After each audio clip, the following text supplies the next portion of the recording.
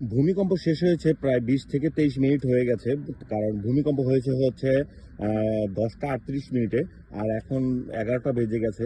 এখনো পানি দেখেন, এখনো পানির ঢেউ খেলতেছে। এখনো পানিগুলো আপনার কর্নারে এসে বাড়ি খাচ্ছে।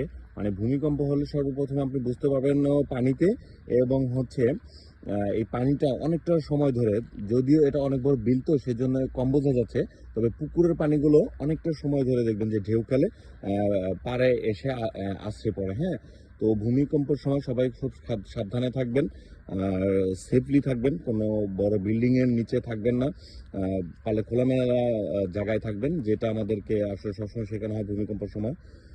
এই যে দেখেন ভূমিকম্পনের সময় পানিগুলো উপরে বাড়ি খেয়ে যে এসেছিল, এটা মানে তার চিহ্ন রেখে গিয়েছে। এই যে পানিগুলো এই যে এখানে, এই যে দেখেন, এই যে এখানে এই অব্দি উঠে পড়েছিল বাড়ি খেয়ে, ওখান থেকে এই অব্দি বাড়ি খাচ্ছিল পানিগুলো। এই যে দেখেন, এই যে পানিগুলো যে বাড়ি খাচ্ছিল, এগুলো দেখে ঠিক পাওয়া যাচ্ছে পানিগুলো বাড়ি খেয়েছে। তো সবাই খুব সাবধানে থাকবেন এবং আল্লাহ সবাইকে হেফাজতে রাখুক।